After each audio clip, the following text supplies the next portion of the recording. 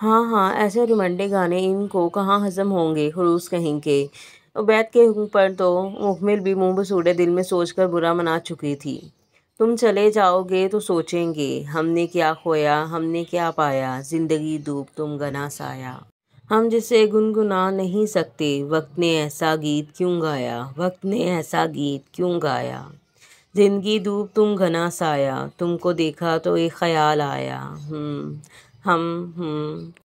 عبید کا بس نہیں چل رہا تھا یہیں سے ارسل کو ایک ٹانگ رسید کرتا، مگر پھر اسی لمحے عبید کی نظر مکمل پر گئی اور ہٹانا بھول گیا۔ وہ حسن کی دیوی تو چہرے پر غصہ سجائے اسی کو دیکھ رہی تھی۔ لمحے بھر کو عبید ملک کے چہرے کا تناؤ ہٹا، اب بس ہاتھ نہیں، وہ اسے پوری کی پوری چاہنے کی خواہش کر رہا تھا، مگر ایسی کوئی حسرت مکمل کی آنکھوں میں نہیں تھی۔ اسے تو اب عبید ملک اس سڑے ٹیلے پر غصہ تھا جو اتنا برا تھا کہ اسے چپ تک نہیں کروا پایا تھا۔ اپنی بولجر روئی آنکھوں میں ناراضگی اور خفگی لیے وہ اپنا رخ دوبارہ پھیر گئی تھی۔ گانا تو اگلے ریٹ نے پھر سے چلا دیا تھا، پر پچھلے دونوں میں نزاکت اور دل فریبی آنا آج کی اس صدی میں تو ناممکن تھا۔ یا اللہ، اس سڑے بندے پر تھوڑی سی خوش مزاجی نازل فرما اور مجھے یہ سب دیکھنے کے لیے صبر دے۔ ارسل کی شوخ طبیعت کو عبید خاصا مایوس کر چکا تھا۔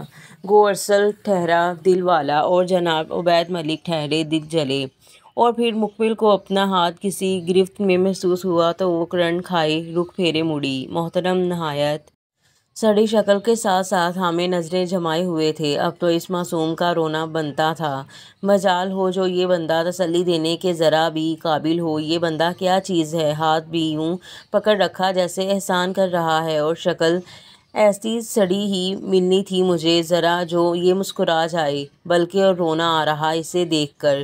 یہ کہاں پھنسا دیا ڈیڈ۔ اپنا ہاتھ فوراً سے اس احسان عظیم سے آزاد کیے اب وہ شدید دکھ سے سوچتی ہوئی پھر سے کھڑکی کی طرف رخ کر گئی تھی، اور عبید کے ماتھے پر خفا تناؤ سا لہرایا۔ اس پر بھئی اس کا دل ارسل کو گنجا کرنے کا کیا تھا، اور مکمل کی یہ حرکت اسے کافی بری لگی تھی، جس کا بدلہ وہ بخوبی لینے کا سوچ چکا تھا۔ خیر سفر کٹ ہی گیا تھا، کسی کا روتے ہوئے، کسی کا خود پرستی میں، اور کسی کا اپنے سر تھامے ہوئے رومانٹک گانے کو سنتے ہوئے۔ پر مجال ہے جو کئی بار گانا چلانے کے باوجود پیچھے کوئی نیک حرکت عمل میں آئی ہو۔ بیچارہ ارسل کہاں دل جلوں میں پھنس گیا تھا۔ اب اسے رہ رہ کر ہول اٹھنے بھی بند ہو گئے تھے۔ اب تو وہ ان کے لیے دعا ہی کر سکتا تھا۔ سو جاؤ روحی، رات کافی ہو گئی ہے، کیا سوچ رہی ہو؟ سکندر کچن میں آئے تو شیلف کے ساتھ کسی گہری سوچ میں غرق سی روحی کو دیکھ کر بہت دھیمے سے قریب آتے بولے تھے۔ روحی ان کے آنے پر مسکرا دی تھی، لیکن اداسی کا عنصر بھی نمایاں تھا۔ جی بھائی، جانے ہی لگی تھی، بس خالی کمرہ اداس کر رہا ہے۔ آج مکمل بھی پرائی کر دی ہم نے، میں اسے بہت مس کر رہی ہوں۔ نہ چاہتے ہوئے بھی روحی کی نازک سی آنکھیں نم ہوئیں تو سکندر اسے خود سے لپٹائے ہنس دیے، کیونکہ فی الحال روحی بھی ان کو چھوٹی بچی ہی لگ رہی تھی۔ اس میں اداسی کی کیا بات ہے، کل ہم سب جائیں گے اس کے پاس، ڈونٹ وری، فکر مت کرو، بس دعا کرو کہ وہ خوش رہے۔ سکندر ابراہیم کی آنکھیں تو دعائیہ انداز میں چمکی تھیں۔ روحی بھی ان سے الگ ہو کر ایک مطمئن مسکراہٹ دے چکی تھی۔ آمین بھائی، کیا ارتضا واقعی کبھی نہیں ملے گا؟ سکندر نے ایک نظر روحی کی آنکھوں میں درج انتظار کے ظالم سے سائے کو دیکھا تو خود بھی سنجیدہ ہوئے تھے۔ آج تک وہ اس معاملے میں اتنے ہی بے بس تھے جتنی روحی تھی۔ اپنی امید کمزور مت ہونے دو روحی، اللہ نے چاہا تو وہ ہمیں ضرور ملے گا، بس حوصلہ قائم رکھنا۔ تمہیں خود کو آج تک قائم رکھے ہوئے ہو، آئندہ بھی رکھنا، کیونکہ تمہاری تکلیف نہ میں سہ سکتا ہوں نہ مکمل۔ میری جان، جاؤ آرام کرو۔ بہت محبت سے روحی کے چہرے پر شفیق سے انداز میں ہاتھ دھرے باہر کی جانب نکل گئے تھے۔ اداسی تو اب اپنے اچھے رنگ کے ساتھ روحی کے چہرے پر لہرائی تھی۔ عبید ملک کو دیکھ کر ایسا کیوں لگا کہ وہ بہت اپنا سا ہے؟ اس کی آنکھیں کیوں مجھے میرے ارتضا جیسی لگیں؟ نہیں، ارتضا سے بھی پیاری۔ شاید وہ مکمل کا سب کچھ بن گیا تھا، تبھی مجھے ایسا لگا۔ بہت پیارا بچہ ہے۔ اللہ میری مکمل کو خوش و خرم رکھے، دل سے دعا دیتی روحی بھی الجھ چکی تھی۔ ایسا کیا تھا عبید ملک کی آنکھوں میں کہ وہ ہر انسان کو ساکھ کر رہا تھا؟ پھر وہ مکمل ہوتی یا روحی؟ اپنے دماغ سے تمام سوچیں جھٹکتی ہوئی وہ بھی روم کی طرف چلی گئی تھی۔ رسمیں تو کچھ خاص نہیں تھیں، بس دروازے کے آغاز پر مکمل نے پاؤں سے ایک چھوٹے سے مگ کو پاؤں مارا تھا، اور شاید اسے اب یہ سب بہت تھکا چکا تھا۔ مہرین تو سیدھا مکمل کو اس کے کمرے میں لے گئی تھی۔ پہلا دھچکا تو مکمل کو کمرے میں کئی رنگ کے ٹیولپ کے پھول دیکھ کر لگا تھا۔ یہ روحی کے پسندیدہ پھول تھے اور اسی وجہ سے مکمل کو بھی پسند تھے۔ یہ سب رنگ تو اسے ایک لمحے کو خود میں غرق کر گئے تھے اور باقی کی سجاوٹ سفید گلاب کے پھولوں سے کی گئی تھی۔ کمرے میں انٹر ہوتے ہی ایک بھینی بھینی خوشبو تھی جس نے مکمل سکندر کا وجود ایسے اپنے حصار میں لے لیا تھا۔ جہازی بیڈ جس پر سفید ہی بیڈ شیٹ تھی، بلینکٹ بھی وائٹ، جبکہ صوفہ سیٹ نئی طرز کا سفید اور سلور کمبینیشن میں تھا۔ اس قدر سڑے بندے کا اس قدر قابل تعریف کمرہ تو واقعی اسے خوشگوار حیرت میں ڈبو چکا تھا۔ ایک طرف کھلا نئی طرز کا واش روم اور دوسری طرف سامنے اسٹڈی روم تھا۔ ایک ہلکی سی لطیف مسکان مکمل کے چہرے پر نمودار ہوئی تھی۔ مہرین کی شفیق مسکراہٹ کے بدلے مکمل بھی ساتھ دینے کو مسکرائی تھی۔ ان کی نظریں تو اس کومل نازک سی مکمل پر تھیں جو عبید کے ساتھ ساتھ اب ان کے لیے بھی بہت پیاری اور خاص ہو چکی تھی۔ میرا بچہ تھک گیا ہے نا؟ کوئی بات نہیں، اب تم آرام کرو اور آج سے تم بھی میری بیٹی ہو مکمل، اور اپنی مما سے کچھ بھی کبھی مت چھپانا۔ میرا چاند تمہارے حوالے۔ اس آخری بات کو مکمل کے لیے ہضم کرنا واقعی مشکل تھا۔ موصوف چاند ضرور تھے پر مکمل ایسے کسی چاند کی حسرت میں غرق نہیں تھی۔ جی کے رہن زدہ دل میں وہ ہر جواب دینا چاہتی تھی۔ خود بھی تو وہ خود پرست تھی۔ اس بندے کی سڑی شکل سوچ کر اس کے دماغ میں چاند بھی جلا ہی ابھرا تھا۔ وہ تھوڑا سنجیدہ مزاج اور خشک سا ہے، لیکن میں جانتی ہوں کہ تم اس کی زندگی میں روشنی کر دو گی۔ وہ اس شادی سے بہت خوش ہے لیکن شو نہیں کرے گا۔ تمہیں اس لیے بتا رہی ہوں کہ تم بھی اس کی مزاج آشنا بن جاؤ۔ جس دن تم اسے سمجھ جاؤ گی اس دن تمہیں بھی میرے عبید سے محبت ہو جائے گی۔ مکمل کو تو شدید جھٹکا لگا، لفظ بھی پر وہ بھی شدید والا۔ یہ انکشاف تو واقعی حیرت زدہ تھا۔ اس شخص کو سب ہو سکتا تھا مگر محبت ہونا کم از کم مکمل سکندر کے لیے نہایت بے یقینی نکتہ تھا۔ اس سڑے ٹیلے کو مجھ سے محبت ہو ہی نہ جائے۔ کتنی خوش فہم ہے مہرین آنٹی، اسے تو لگتا خود سے بھی کوئی پیار نہیں ہے، خود کو شاید سیل سے لایا ہوا ہے۔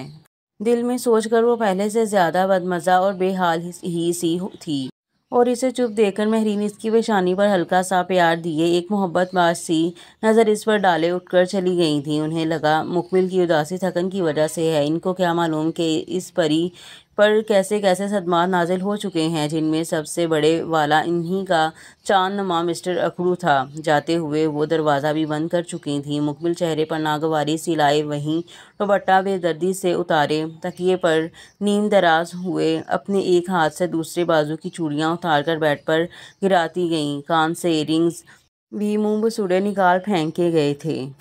پھر کتنی ہی دیر وہ لیٹی ہوئی چھت پر لگے فانوس کو گھورتی رہی۔ وہ انتہا کی حسین لگ رہی تھی کہ اسے اس بات کا خود بھی اندازہ نہیں تھا۔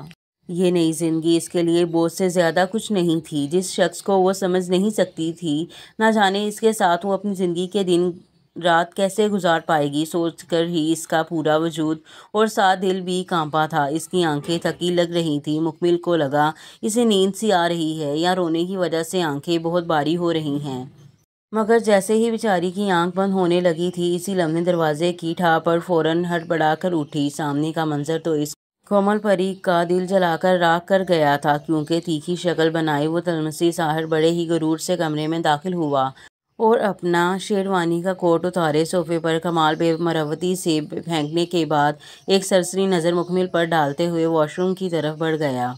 ہائے ظالم کہیں کے! مکمل نے اسے کھا جانے والے انداز میں گھورا جو بے حسی کی حد پھیلانکہ اس کی نیند کا بیڑا غرق کیے اوجھل ہو چکا تھا۔ انسانوں والے اس بندے میں کوئی بات ہے ہی نہیں۔ اتنی اچھی نیند آئی تھی۔ جاہل اکڑو اور روب تو ایسے دکھا رہا ہے جیسے میں خود اس کا رشتہ مانگنے گئی تھی۔ منہ کے زاویے بگاڑے پھر سے محترمہ دڑم سے تکیے پر ٹہ چکی تھیں۔ بھئی مکمل کی بلا سے وہ ہوگا اپنے گھر کا اکڑو، وہ بھی کسی سے کم جلاد تھوڑی تھی۔ اپنی نیند کے اس برے طریقے سے برباد ہونے پر اسے طیش آ چکا تھا۔ نیند کے معاملے میں وہ سب سے زیادہ ٹچی تھی۔ دوسری طرف جناب اکڑو 5 منٹ بعد اب وائٹ شرٹ اور بلو ٹراؤزر پہنے واش روم سے برآمد ہوئے تو بیڈ پر آنکھیں بند کیے لیٹی مکمل پر نظر جا ٹھہری۔ آنکھیں بند کیے بھی اس کے منہ پر صاف غصہ تھا۔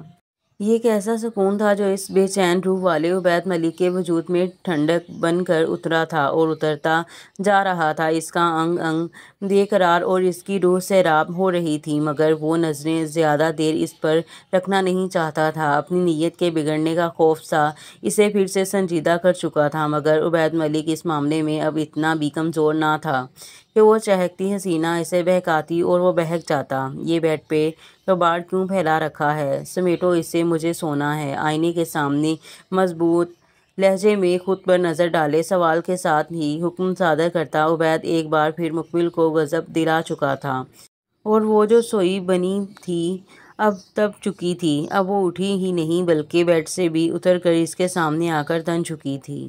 عبید بھی رخ پھیرے روبرو ہوا تو مکمل کی ناک پر بیٹھا غصہ عبید ملک کو بہت دلچسپ لگا تھا۔ وہ حسن سے لدی اپسرا اس کے اس قدر روبرو تھی کہ دل تو کیا دماغ بھی خمار میں لپٹنے کی آرزو کر رہا تھا۔ اے دل نشیں، کچھ پل مجھے آسودگی کے دے ذرا، دیکھ مجھ کو مر رہا ہوں، دن زندگی کے دے بڑھا۔ دل نے اس ظالم سے چھپی فرمائش کر دی۔ عبید کی نظریں اس پر یوں تھیں کہ ہٹانا ناگزیر تھیں۔ اسے لگا وہ بس آج اپنی زندگی کا آغاز اس دل فریب مکمل کو دیکھ کر کر رہا ہے۔ آپ خود کو سمجھتے کیا ہیں؟ اتنی اکڑ کس چیز کی ہے؟ میرا یہاں پہلا دن آپ آخری بنا رہے ہیں۔ مجھے نہیں پتا کہ یہ شادی آپ کی مرضی سے ہے یا زبردستی کی، لیکن جو بھی ہے بندے میں لحاظ مروت تو ہونی چاہیے نا۔ مکمل تو فرفر خفگی سے اس پر چڑھ دوڑی تھی، اور عبید بھی اس کے سحر سے کچھ باہر نکلا۔ یہ لمحہ ہی کامل تھا جب وہ اس کے روبرو کھڑی، اس کی آنکھوں میں جھانک کر محو گفتگو ہے مقابل اس قدر مطمئن ری ایکشن تو مکمل کے جھلے پر مزید نمک چھڑک چکا تھا۔ دانت پیستی وہ مڑ کر دوبارہ سے بیڈ کی طرف گئی اور اپنی جویلری اور چوڑیاں دونوں ہاتھوں سے جمع کیے عبید کے قریب ڈریسنگ پر پھینکنے کے انداز میں دھرے، پھر سے ہاتھ باندھے اس کمزور سے دل والے پر اچٹتی نظر ڈالے قریب ہوتے روبرو ہوئی۔ یو لک سی بیوٹیفل، لیکن زبان ذرا بھی پیاری نہیں، مجھے ذرا پسند نہیں آئی۔ اس بندے کی تعریف بھی جلی کٹی ہوگی، یہ دیکھ کر تو مکمل کا ہاتھ دل پر گیا تھا، جو بڑے مزے سے کہتا پھر سے آئینے کے سامنے اپنا حسن دیکھنے میں لگ چکا تھا۔ اب مکمل کا پارا ہائی ہو چکا تھا۔ وہ کیا جانتی کہ وہ شخص تو اپنے دل کے بہک جانے پر باندھے مڑا ہے۔ آپ کی کون سی عطر میں گندی ہے زبان، کانٹے دار اور خود جلے ہوئے۔ کسی نے آپ کو تمیز نہیں سکھائی کہ بیوی سے کیسے بات کرتے ہیں؟ اس گسیل آواز پر عبید بھی مکمل کا روتو لہجہ بھانپتے فوراً سے مڑا جہاں اداسی اپنا ڈیر جمائے اس سامنے والی کا حسن گہنا رہی تھی۔ بس اب دل کی خواہش کا احترام لازمی تھا۔ مکمل کے قریب ہوتے وہ اس پر اپنی جادوئی نظر فوکس کیے اسے بھی ساکھ کر گیا تھا۔ پہلا ایکسپیرئنس ہے مسز عبید، تمیز بھی آ جائے گی۔ اپنے دونوں بازو وہ اس نڈال پری کے کندھوں پر دھرے معنی خیزی سے اس کا چہرہ بری طرح فوکس کیے بولا تھا، اور وہ تو کرنٹ کھائے اس ہلکے ظالم حصار سے گھبرائی ہوئی فوراً نکلی تھی۔ یہ شادی میری مرضی سے نہیں ہوئی۔ مکمل کی نظریں جھک کر سامنے لرزاں طاری کر گئی تھیں۔ عبید ملک کے چہرے پر انتہا کی سنجیدگی ابھر کر اس کے ماتھے کی رگیں تان چکی تھی۔ یہی ڈر تو تھا جو ایک ہی پل میں حقیقت بن کر اس بے حال شخص کے منہ پر دے مارا گیا تھا، مگر وہ خود کو بے حال دیکھا نہیں پایا تھا۔ اچھا، لیکن اب تو ہو گئی، اور اب یہ بات بھی فضول ہے۔ اچھا ہوگا کہ اپنی مرضی شامل کر لو۔ مکمل نے عبید کو یوں دیکھا جیسے وہ شدید حیرت زدہ ہوئی تھی۔ عبید کی نظروں کی سختی اس کا خلق خشک کر رہی تھی۔ میں کسی اور کو چاہتی تھی، آپ کی وجہ سے میں نے اپنی چاہت ترک کر دی۔ میرے دل میں سوائے خالی پن کے کچھ بھی نہیں ہے۔ اس رشتے کو میں ضرور سنجیدہ لیتی اگر میری شادی کسی انسان سے ہوتی۔ مکمل کی آخری بات پر تو عبید غضبناک ہوتا ہوا اس کے مزید قریب آیا تو وہ پیچھے ہوتی ہوئی دیوار سے جا لگی۔ یہ لڑکی تو واقعی دشمن جان نکلی تھی۔ عبید کا دل لرز اٹھا تھا، مگر چہرے پر ہولناک خفگی تن چکی تھی۔ تو کیا لگ رہا ہوں میں تمہیں؟ کوئی خونخوار بھیڑیا؟ بولو۔ اس کی ایک بازو اپنے مضبوط ہاتھ کی گرفت میں سختی سے لیتا وہ اس کی آنکھوں میں جھانک کے عتاب زدہ ہوا۔ مکمل اس کے ہاتھ کی ایسی شدید گرفت سے بوکھلا گئی۔ باقی کی کسر عبید کی اس قدر قریب ہو کر پوری ہو رہی تھی۔ دونوں کی تپش زدہ سانسیں ایک دوسرے تک بآسانی پہنچ رہی تھیں۔ مجھے درد ہو رہا ہے، آپ واقعی پتھر ہیں، مجھے آپ سے کوئی بات نہیں کرنی۔ مکمل دوسرے ہاتھ سے اسے پرے دھکیلتی ہوئی بہت بے بسی لیے بولی تھی، مگر وہ تو اس چہرے کو اپنی آنکھوں کی تپش کے سنگ ویسے ہی شدت دیکھ رہا تھا۔ مجھے بھی کوئی تمنا نہیں بات کی، لیکن تم مجھے خاصا تنگ کر چکی ہو میری رقابت کا قصہ بیان کر کے۔ دل تو چاہ رہا ہے تمہارے دیے اس تحفے پر تمہیں ایک دل دہلا دینے والا انعام پیش کروں، مگر خیر۔ عبید ملک اپنے معیار سے گرتا نہیں ہے۔ ایک ہی جھٹکے سے وہ بے دردی سے اس کی بازو چھوڑے خونخوار انداز میں مڑا، مگر پھر رکا۔ مکمل نے ہلکی سی نمی کے سنگ اپنی سرخ ہوتی کلائی کی طرف دیکھا تو آنسو آنکھ سے آزاد ہو کر رخسار پر ڈلک آئے۔ یہ میری سب سے ہلکی گرفت تھی مکمل سکندر، آگے سے مجھے انسان ہی رہنے دینا، ورنہ مجھے جانور بننے میں دیر نہیں لگے گی۔ اب تم جتنا چاہے سو لو۔ تیش مدم کیے وہ اپنے تنے لہجے میں کہتا ہوا اسٹڈی کی طرف گیا اور پورے زور سے دروازہ بند کر دیا۔ آواز اتنی تیز تھی کہ مکمل بھی ہل گئی تھی۔ بس پھر کیا تھا؟ آنسوؤں کی نہ ختم ہونے والی قطاریں شروع ہو گئی تھیں۔ اسٹڈی کے روم کو خوفناک خفگی سے گھورتی ہوئی وہ شدید رو رہی تھی۔ کتنے برے ہو تم عبید ملک، پتھر، ظالم، جاہل اور گھمنڈی، آئی ہیٹ یو۔ اس کی حد درجہ نازک آنکھیں اور ناک اتنے سے رونے سے لال ہو گئی تھیں۔ بازو کا اٹھتا درد تو یوں تھا کہ جیسے ٹوٹ ہی گئی ہو۔